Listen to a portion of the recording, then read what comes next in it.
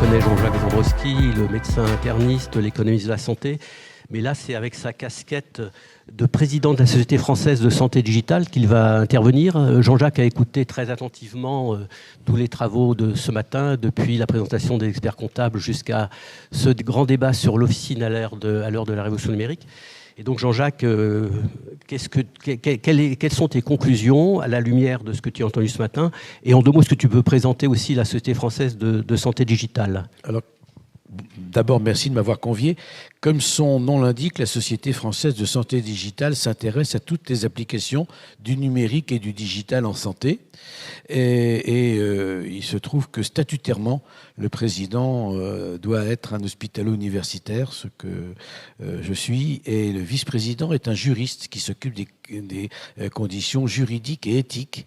Dans le même temps que dans le conseil d'administration, nous avons des pharmaciens, d'autres professionnels de santé, des infirmières de pratique avancée par exemple, ou des biologistes. Eh bien, ce qui est important, ce que j'ai entendu, à part la question fort légitime qui vient d'être soulevée tout à fait à l'instant, c'est qu'il y a une forme d'unanimité. Moi, ça fait depuis que ces rencontres du quotidien du pharmacien existent que j'ai le plaisir, depuis 23 ans. Alors, j'étais pas né il y a 23 ans, comme vous pouvez vous l'imaginer, mais non, je participe depuis le début à ces rencontres. Et c'est la première fois que j'entends une sorte d'unanimité. J'entends de manière habituelle les officinaux avoir quelques récriminations, évidemment légitimes, vis-à-vis des grossistes, qui en ont vis-à-vis des laboratoires, qui en ont vis-à-vis des services de l'État, qui en ont vis-à-vis de la caste médicale. Enfin bref, il y a toujours des dissensions légitimes. Encore une fois, je ne mets pas en cause la légitimité et la bonne foi des uns et des autres. Mais ce qui est intéressant ce matin, c'est qu'à travers cette véritable révolution, eh bien, on a le sentiment d'un engagement que partagent à la fois les services de l'État, qui étaient représentés par M. Vitry, les grossistes répartiteurs, les industriels, les pharmaciens d'officine, les groupements, l'ensemble des acteurs de ce milieu, parce que c'est une révolution en profondeur. Le deuxième point qui m'a frappé, c'est que la loi, quelqu'un l'a dit tout à l'heure, et même plusieurs, la loi a donné aux pharmaciens bien davantage, ne serait-ce qu'au travers de ce que sanctionne la rémunération, qu'aujourd'hui est davantage assurée par l'acte de dispensation et le conseil que par la marge commerciale. La loi a fait du pharmacien davantage un professionnel de santé en France qu'un simple marchand spécialisé, comme un marchand de pelotes de laine est spécialisé dans les pelotes de laine. Mais le rôle du pharmacien, et l'une des interventions tout à l'heure m'y a fait penser, il va bien au-delà de ce qu'est simplement l'acte de délivrer ou de dispenser ce qui est inscrit sur l'ordonnance. Il inclut un conseil, il inclut une vigilance, il inclut une proximité de rassurance vis-à-vis du patient. Il inclut aussi aujourd'hui, dans la chaîne globale des professionnels de santé, d'être le premier élément de la pharmacovigilance ou même de la médicovigilance. Le troisième élément sur lequel je voudrais insister, c'est que aujourd'hui, le raisonnement de l'assurance maladie, de ceux qui pensent à la juste rémunération de l'ensemble des professionnels de santé, c'est de raisonner en parcours de soins et en professionnels qui s'associent autour d'un patient librement, dans la même CPTS ou pas, qui s'associe à la prise en charge d'un patient et de sa demande en accompagnement santé, avec un accent davantage mis sur la prévention. J'étais ces derniers jours dans des réunions que notre nouveau ministre, ça n'est pas pour rien que le ministère s'appelle maintenant ministère de la prévention et de la santé, tant il est vrai que avant d'en arriver à la phase pathologique, il y a une phase d'accompagnement dont un certain nombre de professionnels sont responsables, depuis l'instituteur qui prend nos enfants ou petits-enfants en classe, jusqu'à évidemment les gens de soins palliatifs. Donc, cette idée, c'est que nous repensons, à l'occasion de la révolution informatique, à l'occasion de ce qu'apporte l'intelligence artificielle qui a été mentionnée, nous repensons complètement la responsabilité des uns et des autres, la puissance publique d'un côté, les professionnels de santé que nous sommes de l'autre. Nous repensons complètement ce qu'est le parcours de vie d'un concitoyen, d'un individu, avec la partie prévention, éducation, facilitée considérablement par les moyens informatiques. Aujourd'hui, les petits-enfants de 6 ans, 7 ans regardent la télévision, regardent des dessins animés de manière excessive sans doute, mais on peut diffuser des messages déjà de prévention, de bonne nutrition, de bonne posture, toutes sortes de choses, comme on peut également apprendre à ceux qui sont dans la souffrance, dans la douleur, dans la maladie, à bien gérer leur maladie. Aujourd'hui, l'éducation du patient concourt à sa thérapie en même temps que les médicaments, en même temps que les dispositifs médicaux, d'une manière indispensable. Ce que les patients ont dans la tête concourt à la façon dont ils vivent leur maladie. Le pharmacien est un acteur de proximité, facilement accessible, facilement disponible, ubiquitaire. Il y a encore 20 et quelques mille officines dans ce pays, même si, on l'a entendu tout à l'heure, des experts comptables, il en disparaît chaque année. Sans doute n'ont-elles pas les conditions nécessaires pour survivre, mais les 20 000 pharmacies qui restent à peu près partout, y compris dans les déserts, entre guillemets, médicaux, remplissent ce rôle. Ce que permet la téléconsultation, la télémédecine, la téléexpertise, le télésoin n'est qu'une toute petite partie de ce que peut faire aujourd'hui l'informatique en santé. Pour vous donner un autre exemple, j'ai eu l'occasion récemment de participer à un congrès d'imagerie spécialisée dans lequel on voit que des logiciels d'intelligence artificielle couplés à une IRM permettent de diagnostiquer des tumeurs du sein chez une femme, alors même que sur les IRM ordinaires, le radiologue spécialisé ou le gynécologue ne peuvent pas les voir, parce que le logiciel peut voir 100 images à la fois, ce qu'évidemment aucun œil humain ne peut faire. Et qu'en voyant 100 images à la fois, il voit une petite opacité qui n'est pas un artefact, et il va pouvoir entraîner une alerte qui va amener la réaction du professionnel, gynécologue ou autre, et détecter à une phase très précoce. Et vous le savez comme moi, les traitements commencés tôt ont bien plus de chances d'avoir une efficacité et moins d'effets délétères qu'une chirurgie invasive, par exemple, sur le sein en question. Donc aujourd'hui, l'informatique gagne absolument la totalité de nos métiers. C'est une occasion à saisir en même temps qu'une contrainte. Bien sûr qu'il y a des difficultés, bien sûr qu'il y a quelques bugs, bien sûr qu'il y a des imperfections. Ça n'est pas souvent qu'une initiative étatique coïncide avec une prédisposition des différents professionnels que vous êtes les uns et les autres, ou que l'enseignant que je suis, sent comme véritable. Alors nous avons à nous perfectionner, nous avons à nous mobiliser ensemble.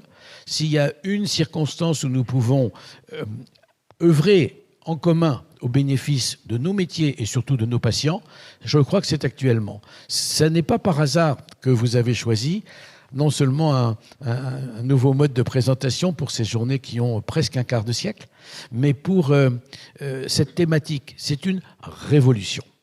Alors nous avons tous fait nos études il y a un certain temps, nous sommes tous expérimentés.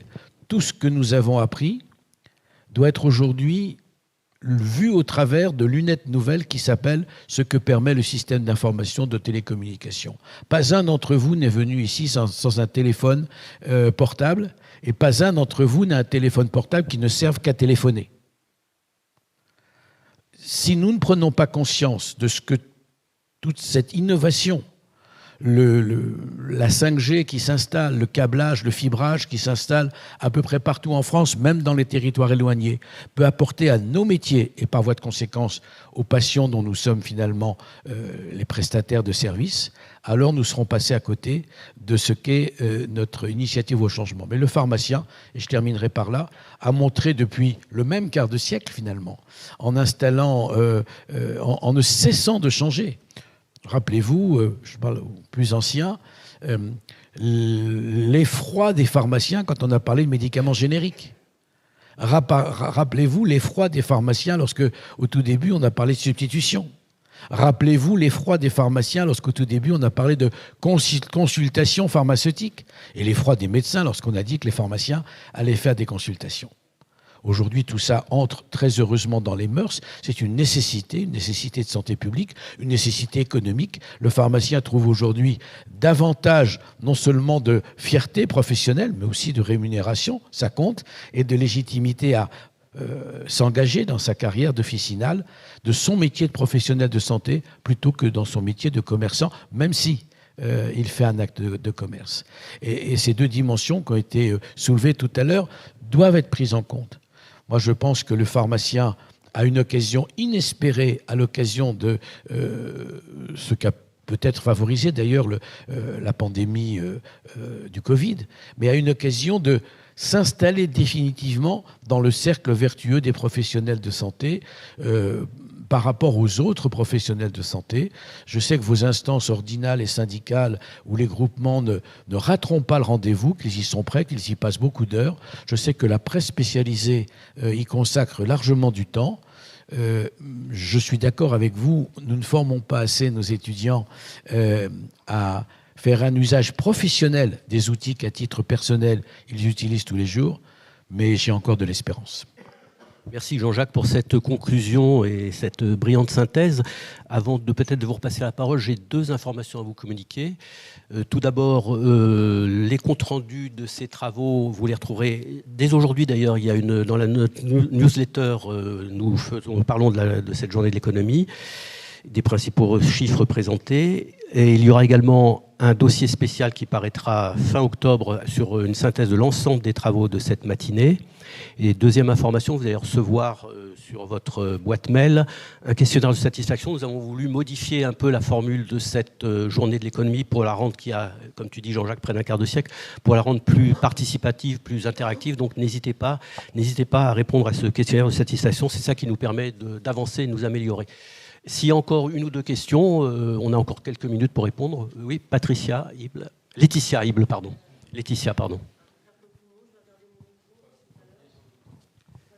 Pharmacystème qualité, c'est bien ça.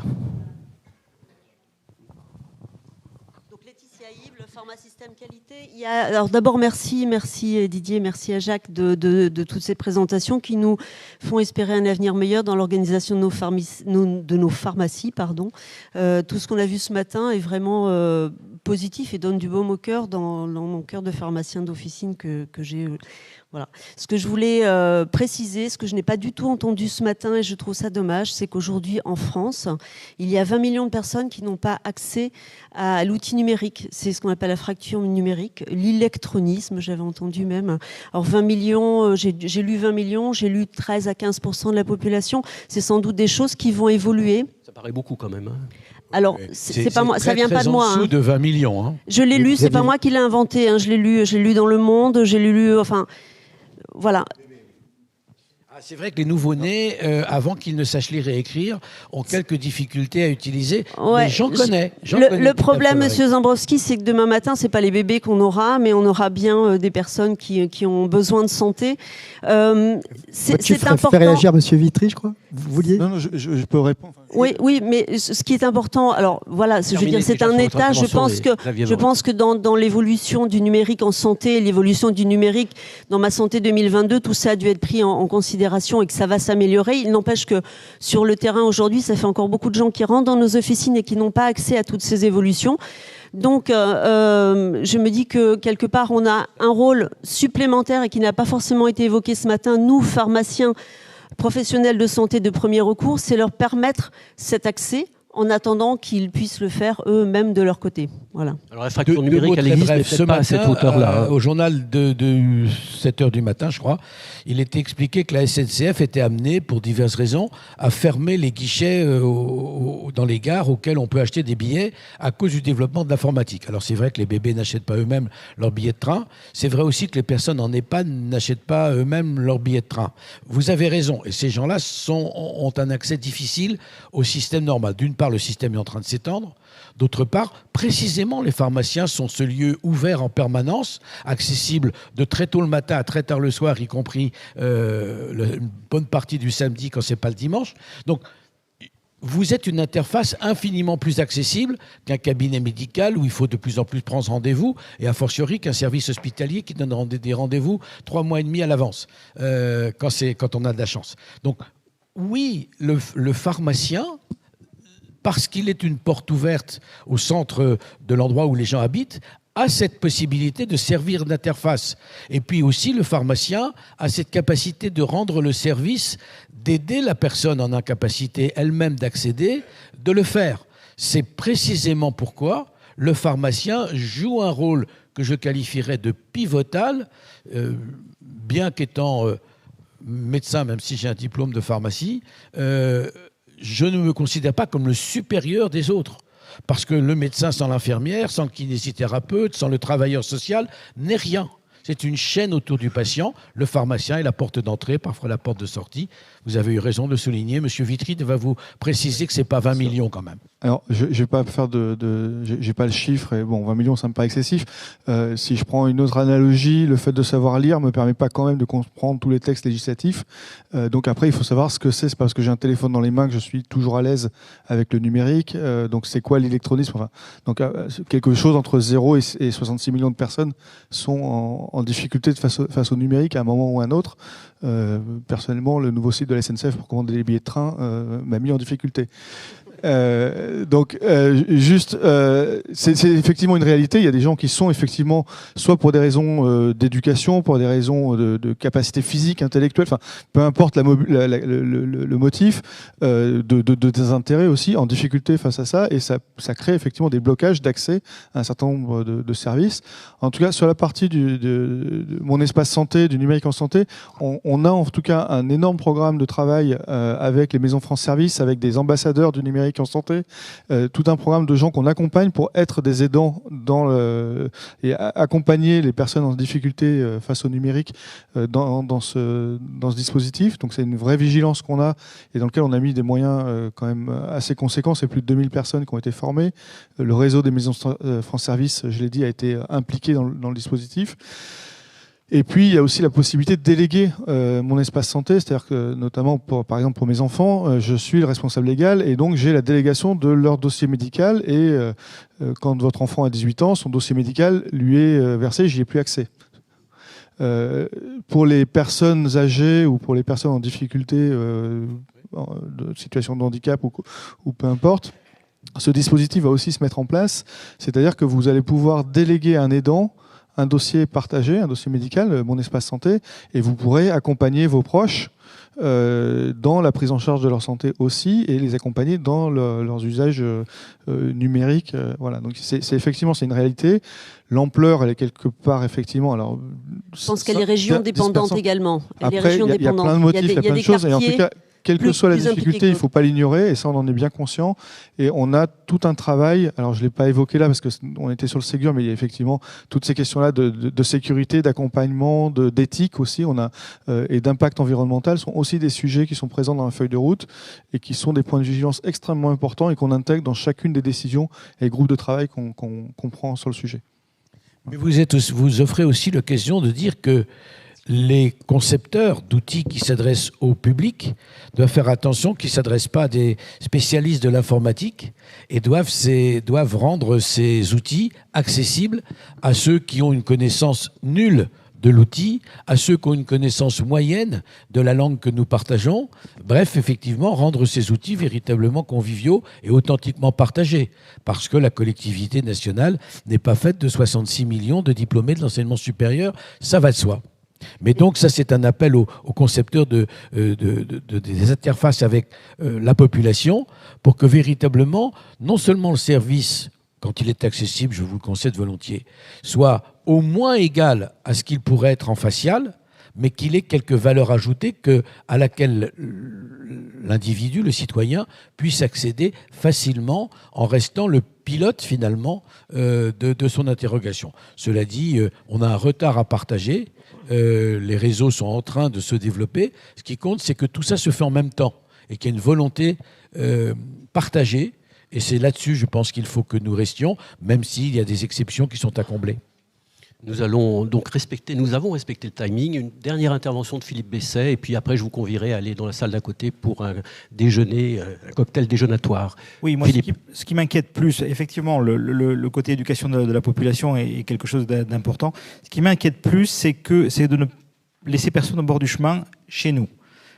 J'ai le ressenti qu'il y a évidemment, et tu l'as dit Jean-Jacques, une grande appétence de l'ensemble de la profession, et donc c'est ce moment de rencontre avec la volonté de l'État de promouvoir le Ségur numérique. Elle est très majoritairement partagée, peut-être à plus de 80%. Mais on a des confrères et des consoeurs et des membres des équipes officinales qui auront beaucoup de mal. avec ce changement, et il va falloir les accompagner. Et je crains, et ça c'est la profession de pharmacien, et je crains, parce que pour recevoir des e-prescriptions, il va falloir que tes confrères médecins nous en envoient. Et je crains encore plus qu'une partie de la profession de médecin soit réfractaire à ce changement. Or, il va falloir à un moment arbitrer, parce que notamment les médecins qui font du cumul retraite-travail, on en a besoin, on a besoin de ce temps médical. Donc moi j'ai une crainte sur ces générations qui font de l'excellent travail sans l'outil numérique et qui ne vont pas vouloir se servir de l'outil numérique. Il va falloir s'occuper de ça. C'est pas c'est pas aujourd'hui, là on lance tout, donc on va prendre les premiers. Denis, il est en train de faire les bêta-testeurs, donc il n'en est pas à faire la queue de peloton, mais on aura ce problème. Mais là tu as raison, mais il y a deux façons de régler le problème. Une dont nous ne voulons pas, ça s'appelle la sanction. Bon. Et l'autre dont nous voulons penser qu'elle puisse être efficace, qui est l'éducation. Alors, indépendamment des efforts que la tutelle peut faire pour aller éduquer chacun par les visiteurs, etc., peut-être y a-t-il, au sein des professions médicales, des professions de santé d'une manière plus générale, des gens à qui il sera dévolu ce rôle d'éducateur, de formateur, et de montrer que finalement, ça n'est pas ni si compliqué, ni si rébarbatif que ça, et que leur acte peut s'en trouver valorisé et sécurisé. Les fonctions de sécurisation qui ont été mises en avant, ça ne plaît à aucun médecin de savoir que ces ordonnances peuvent être falsifiées, dupliquées, photocopiées, imprimées à tort et qu'on attribue à ce médecin des prescriptions qu'il n'a jamais faites. Donc, il suffit de trouver effectivement et le temps nécessaire à la formation et l'énergie nécessaire. Peut-être pourra-t-on trouver de l'aide pour que cette formation soit assurée dans l'ensemble des professionnels. Je pense qu'il n'est pas nécessaire d'espérer pour entreprendre. Pour aller dans ton sens, Philippe, l'ordonnance électronique vient d'être lancée officiellement en Allemagne, comme tu sais, depuis le 1er septembre. Et il y a déjà quelques difficultés qui viennent essentiellement effectivement des médecins qui ne sont pas préparés. Bon, écoutez, merci. J'espère que cette matinée a correspondu à vos attentes. Je vous invite à regarder une petite vidéo de démonstration avant de rejoindre la salle pour le cocktail déjeunatoire. Merci. C'est vous.